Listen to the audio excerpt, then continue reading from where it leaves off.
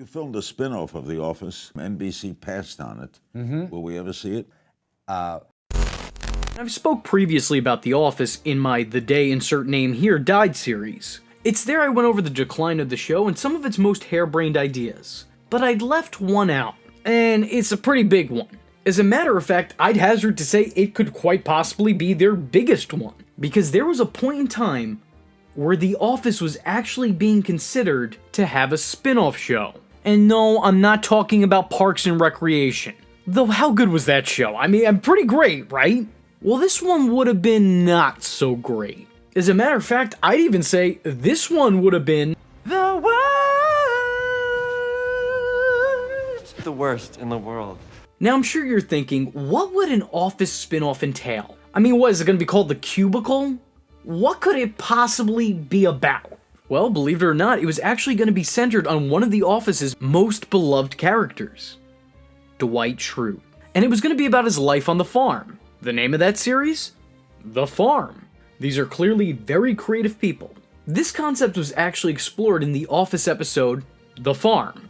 Creative geniuses at work. Sure, they had a sign on their door and everything, just so everybody knew. This episode was meant to serve as a backdoor pilot of sorts.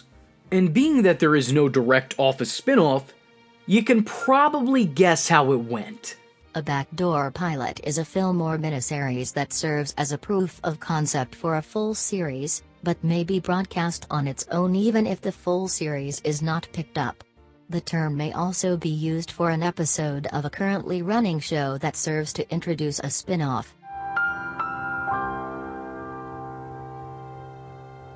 This episode not only fails as a pilot for a new show, but it also just fails as an Office episode. In all honesty, for me, this is without a shadow of a doubt the worst episode of The Office. You can take your Get the Girls, you can take your Gettysburgs, you can take your Angry Andys, and you can combine them all together, and still it wouldn't be half as bad as The Farm. I would rather sit through a compilation of the most cringiest parts of Scott's Tots than ever watch this again.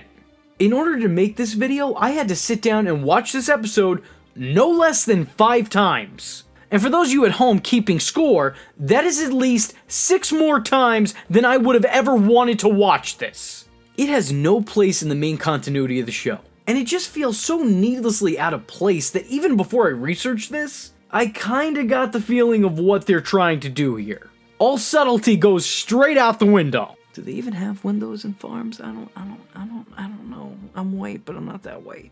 The episode's A-plot is Dwight's family and little community having a funeral for his aunt who had passed on. It is during that time that we learn that Dwight has both a brother and a sister, neither of whom have ever been mentioned before. I mean, they're also never mentioned after this either, but... And both of which who are much more accustomed to normal human interaction and civilization. Or, well, at least more than Dwight and those who live on his farm. In a will reading, his aunt gives her farm to Dwight, his brother, and his sister, but his siblings are reluctant to re-emerge themselves in their roots. That's it. That's the whole plot. It doesn't sound like a whole lot, and it's not, but man, does this episode feel like it just goes on and on. There's a B-plot with Packer returning and poisoning everyone's cupcakes, but it's barely given any screen time or attention. In just 21 minutes, we're given the entire premise of this spin-off series, and it sucks. It's just really hard to sit through. It's like watching one of my older videos, or one of my current videos. It's not fun for everyone, but you know what, it is somewhat informative. I'm just not enjoying myself. I'm not entertained, and I want to move on, unsubscribe. The addition of Dwight's brother and sister feels especially forced, when considering that Dwight has previously shared plenty of real-life stories in both talking headshots and just when casually speaking to the rest of his coworkers. We've also seen probably more of his life outside Dunder Mifflin than anybody else on the show. We've heard about and also seen his cousins Zeke and Mose. They get referenced quite often, actually. But his siblings, never even an inkling that they existed up until this point in time. I think another really condemning part of this concept is that in The Office, Dwight works so well because he's a complete fish out of water.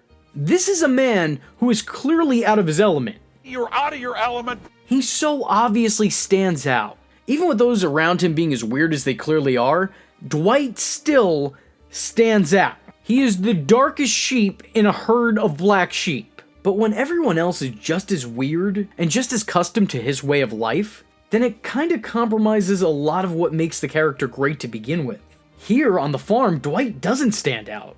I mean, I guess you could maybe make the argument that his long-lost brother and sister do. They did all still share the same upbringing, so that just really doesn't work here. Though I will say Zeke is a standout performance here, and I kinda wish we would've got to see him more on The Office. Cause let me tell you, this guy's got some comedic chops. The one time I laughed in the entire episode was this line. Growing up with Dwight and Mose was not easy. Dwight was obviously the cool one, and Mose was the visionary, which left me to be the comedian. Zeke, you non-existent Amish hillbilly you, thank you. Wherever you are out there, in the land of make-believe, just know, you deserved better. It's kind of implied that the three take over the Ants' farm. LOL. Ant farms. Get it? Get it? Like ants? But nothing actually ever comes of it. His brother and sister are never seen or heard from again. His aunt doesn't ever get brought up again. There's no mention on what he ended up doing with the farm. And the pseudo-love interest that they set up in this episode appears for 1 or 2 episodes of The Office after this, before Dwight ultimately chooses Angela over her. And that's really all there is to it. But wait, there's even more to this madness. Maybe not method, but definitely more madness. This wasn't just some stab in the dark. This was an honest attempt. So much effort surprisingly went into this. A theme song for the show was created, which could be heard at the end credits. And also it's sung a couple times during this episode. The Office showrunner actually stepped down from season 9 of the series to devote his time and energy into getting the farm made. And what a mistake that ended up being. And here's what's even more crazy about it. If the farm did get picked up, it would have required that the Dwight character leave the Office in the middle of its final season. Now that in of itself is absolute insanity. Imagine the Office closing its doors without Michael, with Andy having been gone a good chunk of the final season, and now without Dwight as well. It would have felt so wrong. Dwight needed to be there when the show ended. He was too integral to that series. And now that we got the obvious out of the way, I want you to really think about this. Really think about all the developments that were made with the Dwight character in the last 13 episodes or so of the show. Now think all of that just not happening. Just gone. Didn't exist. Dwight never figures out that Philip's his son. Dwight never marries Angela. Dwight never becomes the Office regional manager, which was his one and only dream. You set that up since episode 1. None of that would have ever happened had NBC gave the green light to continue on with the farm. Just imagine throwing away all that development, all that build-up, just so you could shoot a show that would probably be canceled after its first initial 10 to 12 episodes anyway. Look, I love Dwight, but Dwight Schrute works best in the Office setting. Yes, there were laughs to be had when we got to see how Dwight lives outside of his work environment, but the farm was obviously an immediate overexposure to that story.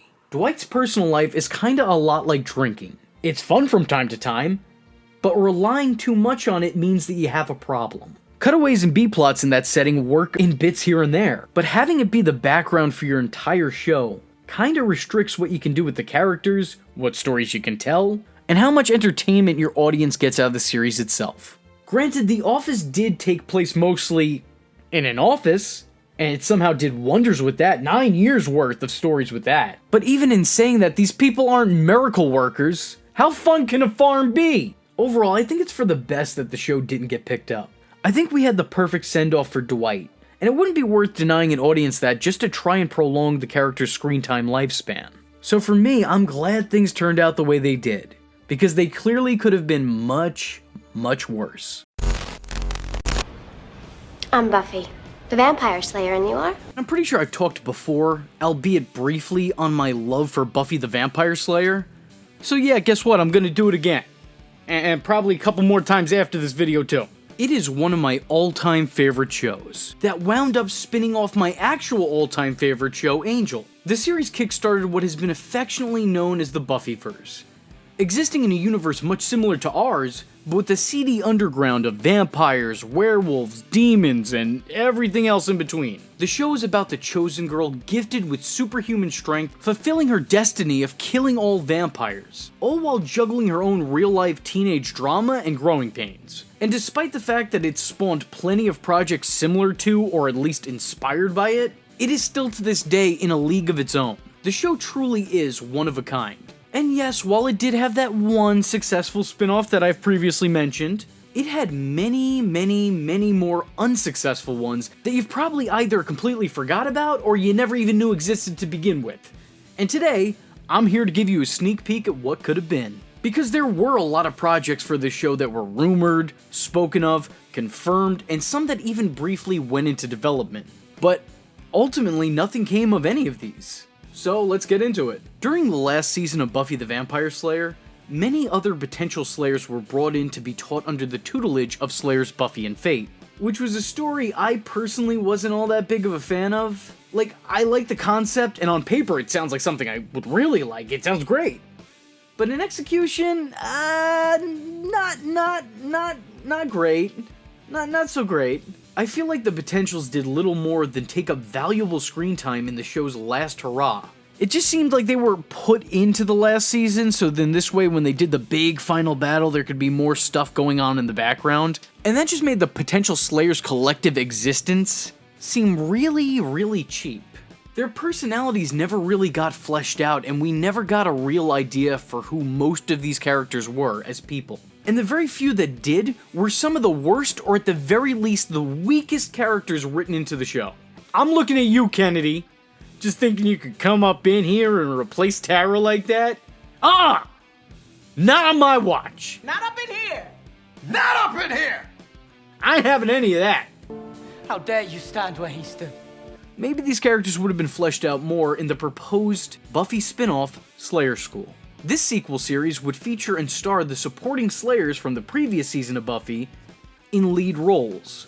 It would also showcase some of Buffy's main cast as bit players in supporting roles. Luckily, cooler heads prevailed, and Josh eventually decided against it, stating that something about it just didn't feel right. And I personally think that was the right call.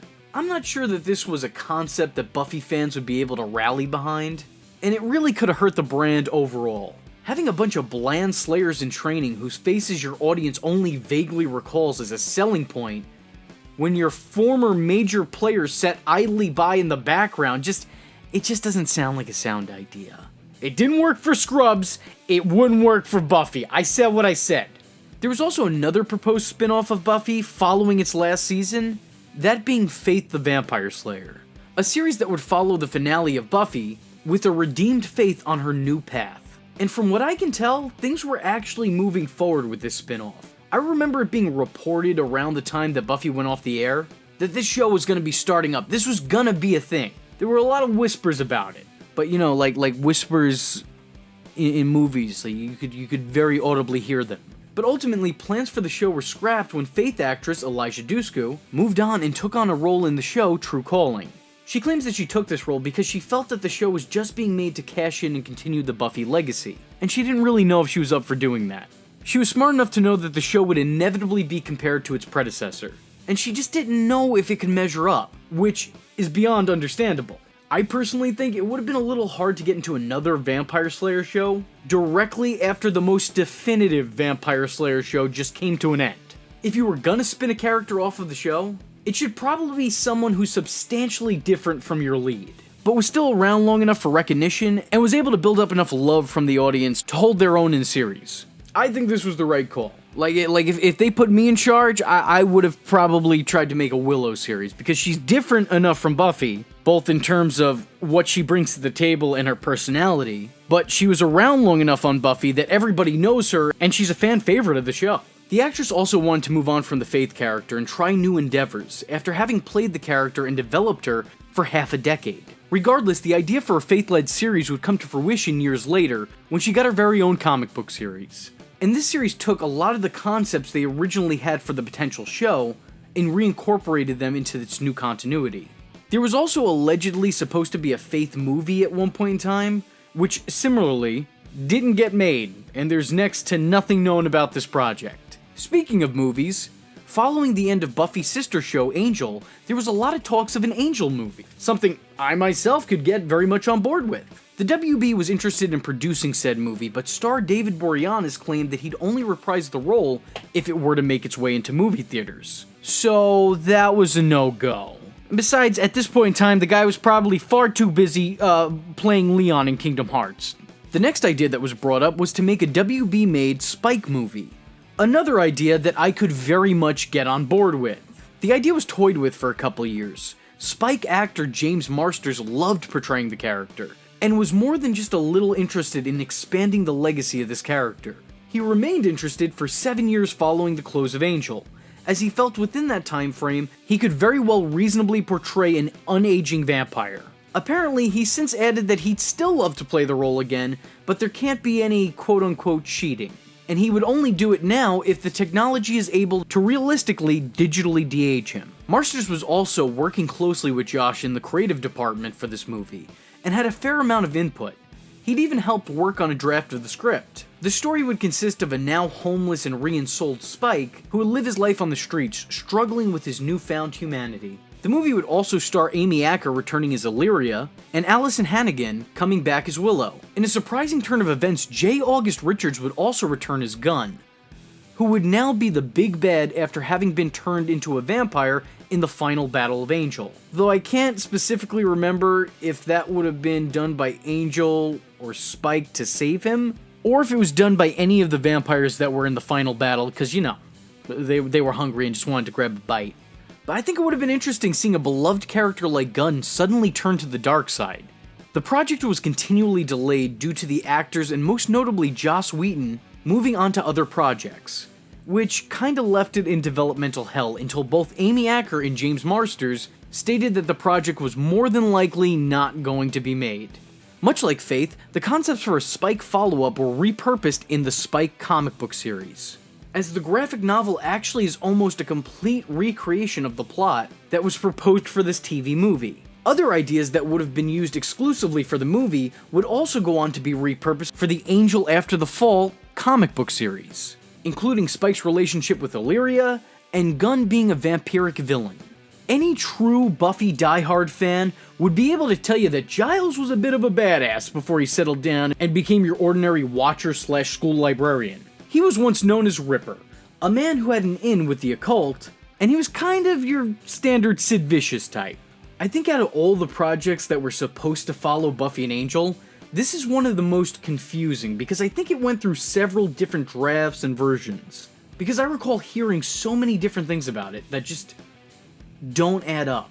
I remember hearing that it was set to be a miniseries that would air on the BBC, but I also remember hearing it was originally planned as a one-off movie or a straight-to-DVD video. So, you know, who really knows for sure? It just kind of seems like a bunch of things were thrown at the wall and just none of them were sticking. They were clearly exhausting a lot of different possibilities, and me trying to keep up with all of them. The series would have taken place directly after Buffy, with Anthony Stewart Head returning as Giles. It would have showed the Giles character returning home to England following the events of the last season, where he's now lonely and depressed.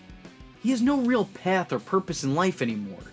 He led the Slayer to her destiny and now he's just alone, which could have been an interesting development for Giles.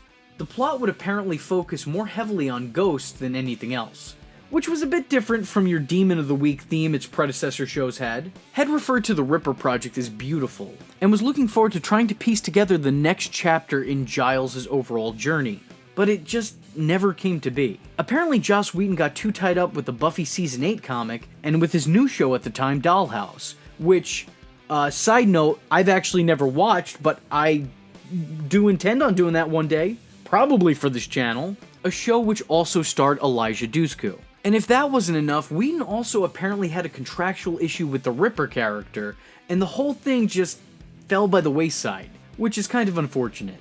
Like almost everything else that's been mentioned on this list, the concept was repurposed for the comic Angel and Faith, where Giles' backstory is shown in detail and several characters who were intended to appear in the show, thing, were introduced in the panels. Another interesting side note here is that in the story, Giles has two witch aunts who don't age, who were originally intended to be played in the show, project by Anthony Stewart Head's daughters. It's sad that didn't happen. And last but not least is Buffy the Animated Series, a show that actually made progress in its production. Development for the show began almost immediately after Buffy ended, with almost all of the main cast and the supporting cast returning to reprise their roles, with the exception of Sarah Michelle Gellar, who chose not to return to the series. But outside of her, they had everybody. Allison Hannigan, Nicholas Brendan, Anthony Stewart Head, Charisma Carpenter, David Boreanaz, Christine Sutherland,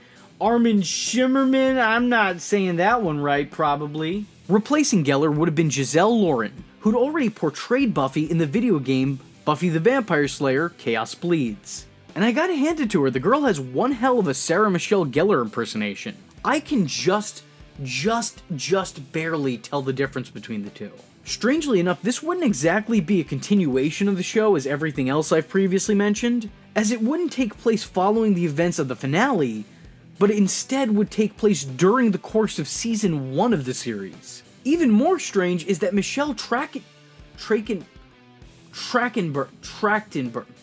Michelle Trachtenberg. Here's some information.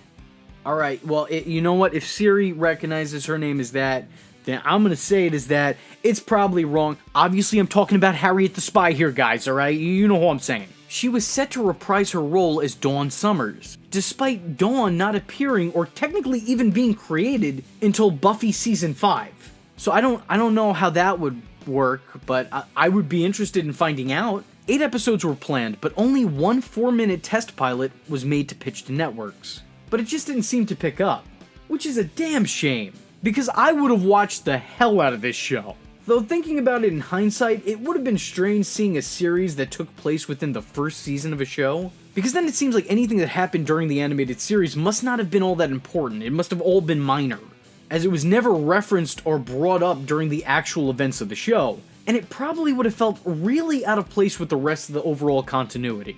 The animated style and the design of the characters would once again, surprise surprise, be reused in one of the Buffy the Vampire Slayer comics, because of course it was. But I gotta say, I actually really appreciate that while none of these ideas ever made it to the big or small screen, they were at least repurposed and we still got to see them play out. And it kind of gives us an insight as to what could have been. I guess technically what is, because it's still supposed to be part of its continuity. Although now I hear they might make a Buffy Season 8, and it's weird because there already is a Buffy Season 8, so I guess that continuity doesn't mean anything anymore, but you know, I digress. I digress. Speaking on my own behalf, I am a huge fan of the Angel After the Fall comics, as well as all the development the Spike character gets in that, and I kinda wish we would have gotten to see what it would have looked like in live action. But regardless, I'm glad these ideas do still exist in some manner, and they still contribute to the overall continuity of the Buffyverse. So contributing Vgenerates, let me know in the comment section below which of these spin-offs you personally would have looked forward to the most. You have so much potential. I hate to see it go to waste. Today, I have a really fun piece of what the trivia for ya. Currently, it's an exciting time to be a superhero fan. And it's actually an exciting time to be a Smallville fan. As I've recently discussed on this channel, a sequel to Smallville is currently in the works. That's right, 11 years later, we're finally getting a Season 11. So, if all goes well, we should be seeing a Smallville animated series sometime soon. But did you know that there was almost a Smallville spin-off that was set to coexist alongside the original? An Aquaman series, nonetheless. Which makes sense as the character was set up and established on that show during its 5th season, making his first appearance in an episode appropriately titled Aqua. Arthur, or as he's known here, AC, comes to Smallville to stop, and I want you to know I'm not making this, I'm literally reading the official description here, to stop an underwater weapons project being developed by Luthor Corp. Because of course. In this episode, Aquaman becomes Awkward Man, as after saving Lois from drowning, he proceeds to then try to drown her with his tonsils the rest of the episode. And that's mostly it, that's the plot. That's the episode's plot. This episode, for one reason or another, drew pretty high ratings, and this gave those in charge the immediate idea to create a spin-off series starring the character. So you may be thinking to yourselves, oh okay, a show starring Aquaman actor Alan Ritchson, right? Wrong! Because despite being cast in the role in Smallville, the network felt that he was too green to carry a series on his own. So he was immediately brought in to be Aquaman, but then relieved of his Aquaman duties right quick. So in his place, the show cast Justin Hartley. Yes, that Justin Hartley. What do you mean? The guy who would just one season later go on to become the Green Arrow on Smallville. What do you mean? Here, Green Arrow is Aquaman, as opposed to on Smallville, where Aquaman was actually Hawk from Titans. What do you mean? Even more interesting is that Justin Hartley was cast as Green Arrow on Smallville, while Alan Ritchson was brought back in to continue to portray Aquaman on that series anyway. What do you mean? You process this however you need to process it. If you want to keep talking in person. Tell me about a pilot you did that didn't get picked up, that you loved. Aquaman, it's gotta be. How pissed were you when Justin Hartley played Aquaman in the spin-off and you didn't? I played Aquaman. No, I wasn't mad at all. Like, why didn't they consider you? At the time, UPN and Warner Brothers had merged to create the CW, and the president of the UPN had taken over. And he goes, he can't have his own show. Justin Hartley just came off Passions, and he's available, and we're going to go with Justin Hartley. And I was like, I don't know who that is, but great. And I thought it had legs. It was really well written. This is just really a whole thing already. But it gets even weirder when you realize that a whole bunch of the actors involved in this Aquaman pilot had either already or would go on to make appearances on Smallville. The actress who played Nadia, Adrienne Palicki, also played Kara the Kryptonian in Season 3 of Smallville. Proof! The actress who played Lieutenant Rachel Torres in the show also played Angel of Vengeance in Season 5 of Smallville. Admiral Brigman in the show was played by Rick Peters, who had a pretty memorable role in the first season of Smallville as Bob Rickman, a man who had the gift of the gab. And that gift came from Meteorite, as so many gifts on the show do. Kenny Johnson played a sheriff on Aquaman, and Tommy Lee on Smallville. No, not that Tommy Lee. Definitely not that Tommy Lee either. There you go, that's the one, there's a boy. Jesse from the pilot was also Jacob Finley on Smallville. Amber McDonald, who played Eva in the pilot of this series, also played the Poison Ivy-inspired Gloria on Smallville as well. So already this tie-in is using a whole bunch of familiar faces, but with different names. The show did have some star power attached to it, with Lou Diamond Phillips stepping in as Arthur's adoptive father, Tom Curry, and Ving Rhames, well, pretty much just being Ving Rhames. What else is he gonna do? Outside of detailing the strangeness that surrounds this never-aired, never-picked-up pilot, and the very odd factoids of its existence, there's really not a whole lot to talk about. The first and only episode was beyond bland, and mind-numbingly dull. There's just not a whole lot going for it.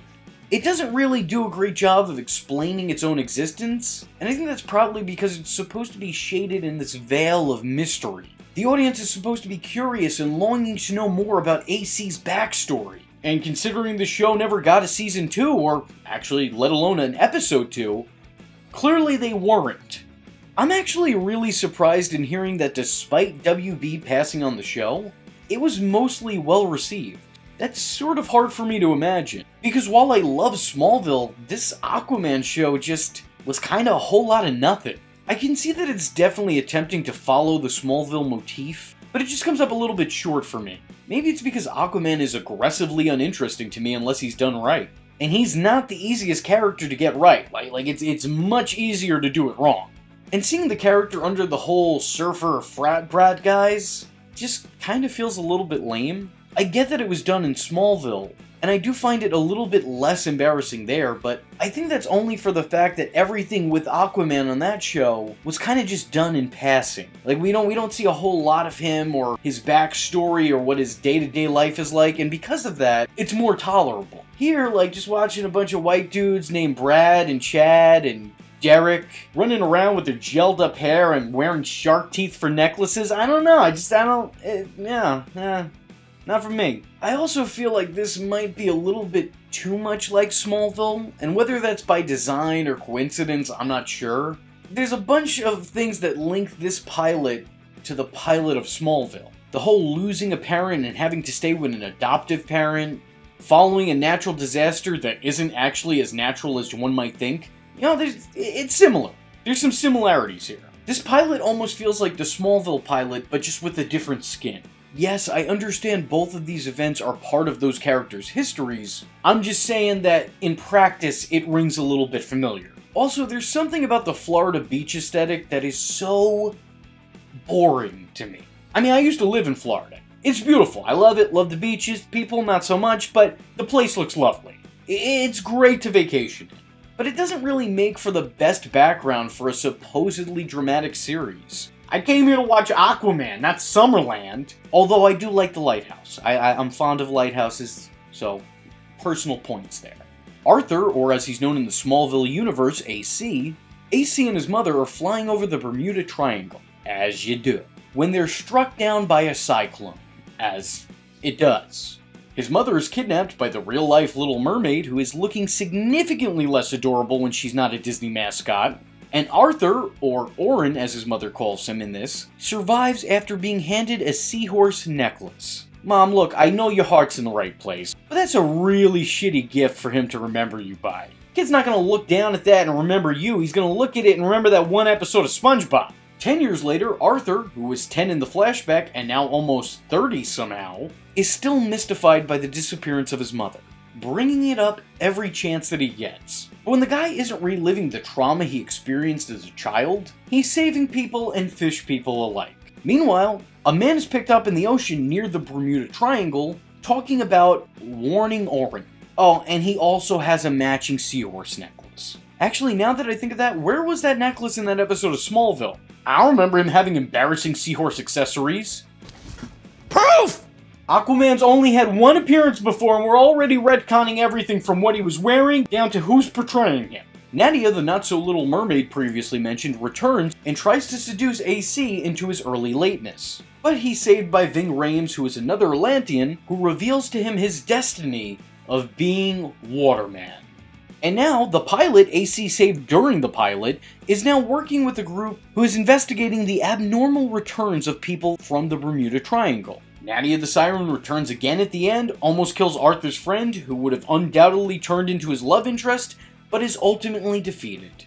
The end. I don't think any of this was bad, per se, but it felt really bleh. You know, like I could take it or leave it, and honestly I'm pushing more toward leaving it. It's not terrible. It's definitely not the worst thing that's been done with the Aquaman character, but it's far from the best thing that's been done with the Aquaman character. I'm really grateful that this pilot was made, but I'm also really grateful that the show was never picked up. On one hand, I'm sorry, Arthur. Bad phrasing on my part. My apologies. The show seemed like it was a little bit too campy, although it also seemed like they were trying to take themselves very seriously, but they were failing. It almost comes off like Diet Smallville. The content was clearly taking itself seriously, but it really shouldn't have for the way that it was presented. The show in concept almost felt like Baywatch meets Baywatch Nights. The beach setting and surfer aesthetic is just such a weird attempt at modernizing Aquaman and making him more digestible for a viewing audience that I feel like in trying to legitimize and potentially pander to a younger demographic, they just made the whole thing even more goofy and completely unrelatable. However, it was Hartley's brief time in the role of Aquaman that earned him the role of Green Arrow, which I think the guy really nailed. So there was definitely good that came with the bad. Of course, this also created a monster because Justin Hartley was apparently not happy enough with only playing 2 of DC's greatest, and he eventually managed to do what Tom Welling couldn't do in 11 seasons by playing Superman. If there was ever a DC Hall of Fame, Justin Hartley has certainly earned his place in it. Ultimately, I'm happy that Justin was given the role of Green Arrow, and I'm glad that Alan Ritchson was able to return to the role of Aquaman. It just feels like everything worked out for the better that way. All in all, I think this is one superhero show that I'm actually glad wasn't picked up. I am vengeance. I am the night, and that was V Infuso.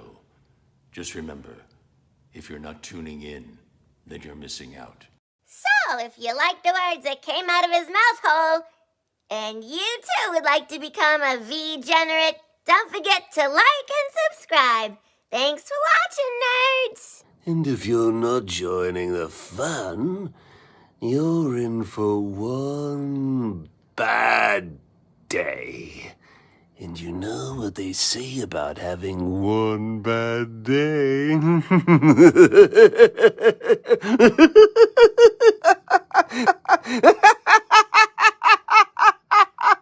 Catch him next time. Same bat time. Same bat channel.